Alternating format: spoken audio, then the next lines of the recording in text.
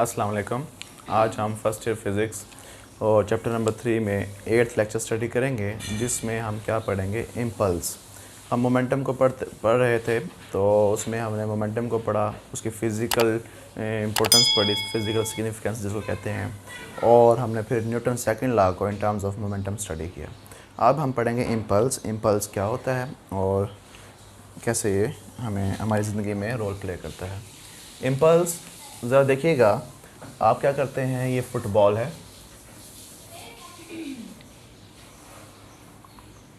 This is a football, when you kick it as, क्या आपका पाँव इसके साथ जुड़ा रहता है? नो, जस्ट मोमेंट्री आप इसको पुश करते हैं for very small time T के लिए, आप इसके ऊपर वेरी लार्ज फोर्स लगाते हैं। बेटा बात समझ आ गई? तो ये फुटबॉल इस तरह से मूव करता हुआ आगे की तरफ चला जाता है। समझ आ गई? तो आपने वेरी लार्ज फोर्स लगाई, वेरी लार्ज फोर्स लगाई for a very short time, for a very short time.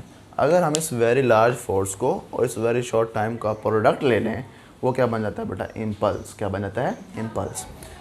अब देखो, ये जो फोर्स है ये कांस्टेंट फोर्स नहीं है। क्या नहीं है बेटा? कांस्टेंट फोर्स नहीं है। जैसे हम पाँव को पीछे लेके जाते हैं, दरअसल हम अपने पाँव को क्या करते हैं बेटा, उसमें फोर्स को रिस्टोर करने की कोशिश करते हैं, पुश करते हैं, उसमें फोर्स स्टोर करते हैं। जैसे हम उसको रिलीज़ करते हैं, वो रिस्टोर होती है फोर्स। क्या होती है बेटा? जैसे अगर यहाँ से अगर मूव कर रहे हैं तो हमारी फोर्स अभी कम है, इंक्रीज़ होती बढ़ती जाती है बेटा। पाँव आगे जितना आगे जाता जाता है फोर्स बढ़ती जाती है, ठीक है। तो अब ये स्टार्ट में फोर्स कम है, फिर जनरेट होना शुरू होती है, वो एक टाइम आता है, मैक्सिमम फोर्स होती है, लार्ज फोर्स होती है, और वो बॉडी पे शॉर्ट टाइम के लिए लगती है बेटा, ठीक है। ये क्या कहलाता है? इम्पल्स। यानी कि इम्पल्स का अगर हम डेफिनेशन करें, if the large force act on the body for the short interval of time, for the short interval of time। तो ये जो लार्ज फोर्स एक्ट हुई है बॉडी के ऊपर for the short interval of time के लिए, वो जो फोर्स और टाइम का जो प्रोडक्ट होगा वो क्या कहलाएगा? Impulse. Then the product of force and time, short interval of time,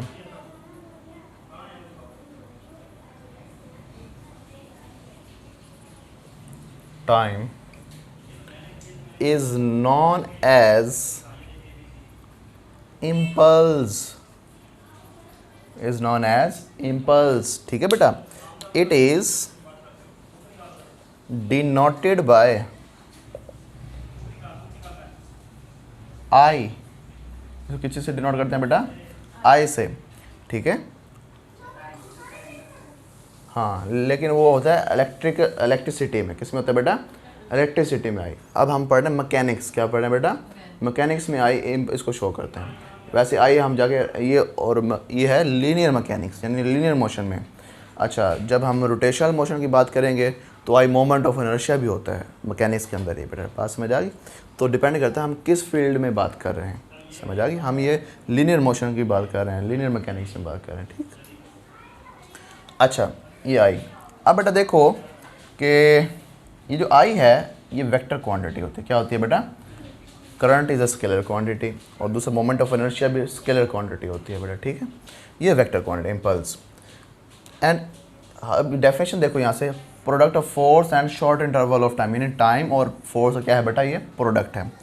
I is equal to F multiply T, which is equal to बेटा फोर्स का फार्मूला हमने कल लास्ट टाइम पढ़ा था। Force is equal to time rate of change in momentum, time rate of change in momentum. Momentum में time के हिसाब से जो चेंज आता है वो क्या कहलाता है बेटा? फोर्स। अब ये टी इधर जाके मल्टीप्लाई हो जाए, ये टी इधर जाके मल्टीप्लाई, यहाँ पे क्या बच जाएगा? चेंज इन मोमेंटम सिर्फ। तो is equal to change in momentum. तो पता क्या चला? फोर्स किसके बराबर है? Time rate of change of momentum, rate का वर्ड यूज़ करेंगे यहाँ पे। लेकिन यहाँ पे इम्पल्स जो है वो सिर्फ किसके बराबर है, चेंज इन मोमेंटम के, not the rate of change in momentum. बेटा बात समझ आ गई। तो अब बेटा देखो इम्पल्स का यूनिट क्या बन जाएगा, न्यूटन सेकंड।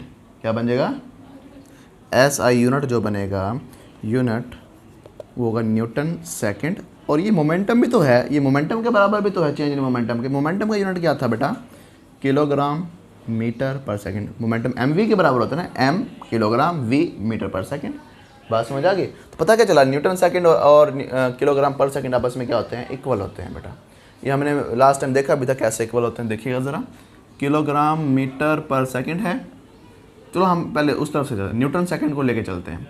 न्यूटन सेकंड है तो इसको हम सॉल्व कर लेते हैं। ये फार्मूला बन जाए कैसे, न्यूटन किसके बराबर होता है, एम ए के, किलोग्राम मीटर पर सेकंड स्क्वायर मल्टीप्लाई सेकंड। अब इसको हम इसका लिख सकते हैं, एक इसको पर सेकंड कर दें और इसको एक पर सेकंड यहाँ लिख दें, इसका पर सेकंड स्क्वायर बन जाता है।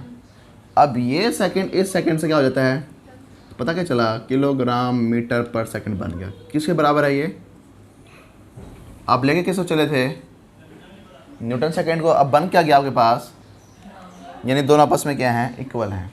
बेटा बात समझ आ गई। तो अब देखो ये इसका एस आई यूनिट है। अब बेटा it is a vector quantity, impulse is a vector quantity, impulse is a vector quantity, ये वेक्टर क्वांटिटी होती है बेटा, ठीक है।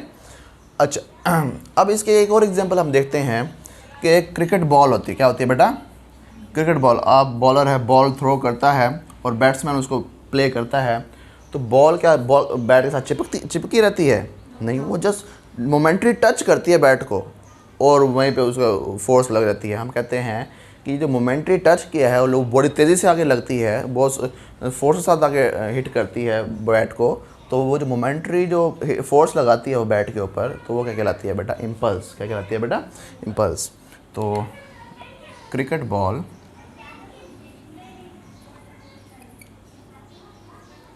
हिट द बैट, ये भी क्या है बेटा, इम्पल्स का एग्जांपल है, ठीक है।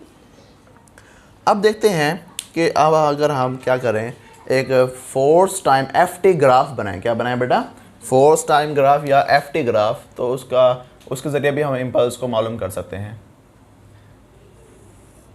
ठीक है। तो ये एफ ले लिया हमने, यहाँ पे क्या ले लिया बेटा, टी। अब याद रहे कि ये जो इम्पल्स मालूम करने के लिए जो फोर्स है ये कांस्टेंट नहीं रहती, ये वेरिएबल होती है। क्या होती है बेटा, वेरिएबल। तो ये हमारे पास फोर्स टाइम के साथ साथ क्या हो रही है बेटा, चेंज हो रही है। क्या हो रही है, चेंज। देखो पहले फोर्स इतनी थी एक स्पेसिफिक टाइम के ऊपर इतनी, फिर टाइम चेंज हो गया तो फोर्स भी क्या हो गई बेटा, बढ़ गई पहले से, फिर टाइम चेंज हुआ तो फिर बेटा फोर्स भी चेंज हो गई। फोर्स सेम नहीं रही, वेरिएबल है। यहाँ पे फोर्स हम कहते हैं 0 है और यहाँ पे फोर्स क्या बेटा, एफ। समझ आ गई। अब जो एफ टी ग्राफ का अगर आपने एरिया मालूम करना है, क्या मालूम करना है, तो वो एरिया इम्पल्स के बराबर होता है। किसके बराबर होता है बेटा, इम्पल्स। ये एमसीक्यू है बेटा, very important. Area under the F T graph is equal to impulse. किसके बराबर होता है बेटा, इम्पल्स का। हम चेक करते हैं कि वाकई इम्पल्स के बराबर होता है या नहीं होता, ठीक है। अब देखो कि बेटा ये एक आपके पास एक ट्रायंगल बन गई। क्या बन गई बेटा, ट्रायंगल, ठीक है। यहाँ आपने टी ले लिया और ये आपके पास क्या है बेटा, एफ, ठीक है। अब देखो एरिया ऑफ द ट्रायंगल क्या होगा, हाँ बेटा क्या ट्रायंगल का फार्मूला होता है एरिया का, 1/2 हाइट मल्टीप्लाई बेस, ठीक है। अब हाइट में आपके पास क्या चीज़ है, एफ, 1/2 इंटू एफ, और बेटा बेस में क्या चीज़ है, टी। तो ये बन गया 1/2 एफ टी। ये एरिया आ गया, बस क्या आ गया बेटा आपके पास, एरिया। अब आप कहेंगे हमने तो ये फार्मूला कहीं पढ़ा ही नहीं, 1/2 एफ टी। फार्मूला तो इम्पल्स का है एफ मल्टीप्लाई टी, ठीक है बेटा। तो एरिया का ये 1/2 कहाँ से आ गया। अब बेटा याद रहे यहाँ पे फोर्स कांस्टेंट नहीं रह रही। क्या नहीं रह रही बेटा, फोर्स कांस्टेंट नहीं रही। पहले फोर्स कितनी थी, 0, फिर फोर्स कितनी होगी, एफ। फोर्स चेंज हो रही है, वेरी हो रही है बेटा। तो जब ये फोर्स वेरी होती है तो हम लेते हैं इसका एवरेज। क्या लेते हैं बेटा? एवरेज। दो फोर्सेस हैं बेटा, एक तो बेटा क्या, ये एक फोर्स है 0 और दूसरी फोर्स कौन सी है? F, और इनको 2 पे क्या कर देंगे? डिवाइड। तो एवरेज फोर्स का फार्मूला आ जाएगा। किसका फार्मूला आ जाएगा बेटा? बात समझ आ गई? तो ये average force is equal to 1/2F। ठीक है, अब हम इम्पल्स मालूम करें इसके लिए, तो वो क्या बनेगा? Force average multiply time. Average force इसके बराबर है, ये फोर्स एवरेज ये लिखी हुई है ना, नज़र आ रही है?